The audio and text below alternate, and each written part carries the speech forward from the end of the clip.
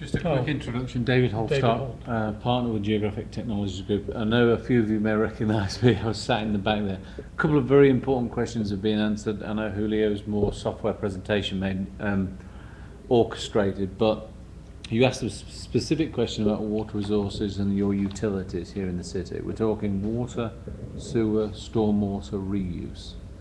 You're talking about as-built drawings. We are completing the conversion of the as-built drawings into GIS.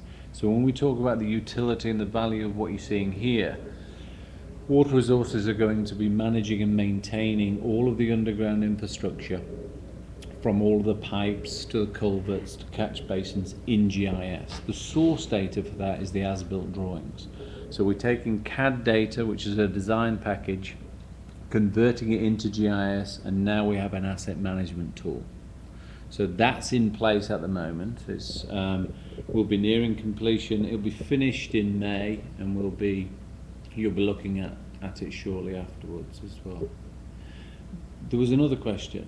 A couple of years ago I promised you a GIS solution that would have a lot of bells and whistles, and you asked a really good question about notification. The product you're seeing now is an intranet-based solution.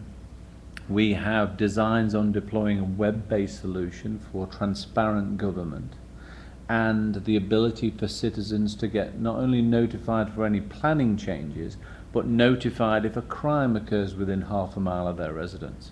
So we're now, and it's not later, we're in the business of purely notifying citizens of any activity that is going on within their community, whether it be crime, whether it be planning notification, or any other activity. Citizens can now sign up and get notified via email. Other tools there are create a buffer and send out a mailing label as well. So the tools we're talking about today are in place. The key thing here, if you don't mind me saying, is the fact that we have had funding to move forward with this GIS. The big concern now is continuing to have some funding to maintain and manage infrastructure and manage all the GIS, because you've invested in all of this information. We just need to manage and maintain it. Maintaining is the key thing here. Sorry to jump up late there, but thank you.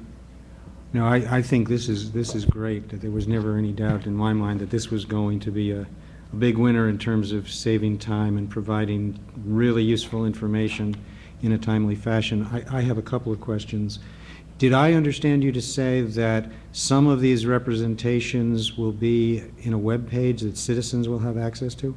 Yes, the citizens will be able to go to the web, to the GIS web component via our web pages, by the city's website. Go to the city site, GIS will be noted on there somewhere, click there, redirect to the GIS servers, and they will have access to the data that we allow them to have access to. So that's to be determined yet. So there are I'm sure there are security issues in terms of what data we provide and what data we allow citizens to see. Yes. And my other question is, this was a tremendous effort in terms, investment effort in terms of getting all this data into the system, and I gather there's still some more to be entered. At some point you will be finished with getting all the data in, but then you have to keep all that data up to date. Have you formulated some idea, either some analysis that's been done to show that even in light of the maintenance that has to be done to keep the data up to date, it's still a net time saver, or still a net money saver for the city? Not exactly, but I believe that I can. I have not gotten to that point yet. I'm sure we'll be asking to see those kinds of metrics so that we understand that as we continue to spend money to keep all this data up, and that's a big job, that yes, it is, to keep it all up to date, that it's still a net winner. I mean, I think we all believe that it would be, or we wouldn't have gone down this path. But again, it's keeping the data accurate, as you're saying, because if it turns to garbage, that's exactly what's going to come out. That's why everything, it ties to HTE. We go to great pains to keep that data as clean as we possibly can.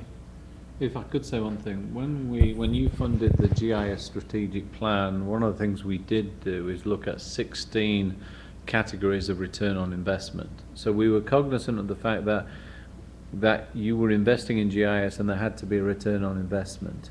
Today was the first day we received any feedback on that, and that was basically this product was allowing someone to perform duties that would take an hour, and it was previously taking them nearly 2 days. So we're already starting to see that, but I think the business case for GIS will unfold over the next few years. The next thing that I think you'll be able to do, and City Manager, this is just to kind of put on your dream sheet for things to come, is to integrate the GIS capability into the comprehensive plan. And I can give you one good example. If you go look at Suffolk, Virginia, they appear to have already done that.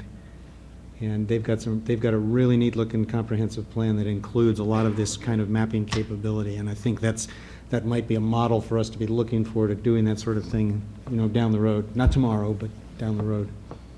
Ms. Parker, did you want to comment? Yeah, all of our maps right now are in GIS.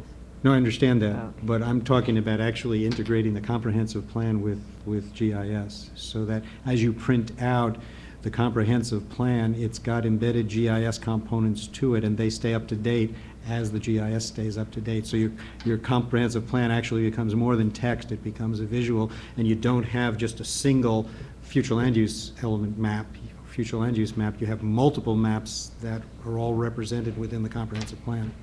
Yeah, we already do that. You can do that? We have the transportation maps and all that are already integrated all into that. Okay, super. But the land use maps were a big, converting from CAD to GIS was a big project for us in terms of the zoning.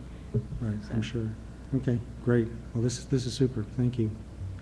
And once again, this doesn't require any action on our part. This was just informational. Super job. Thank you very much.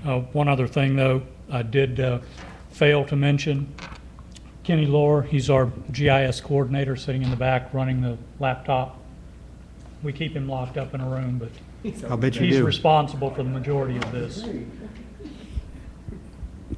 This is one of my real interest areas. I might come by and ask you for a little bit more detailed. Door's always open. I'll be there. Thank you.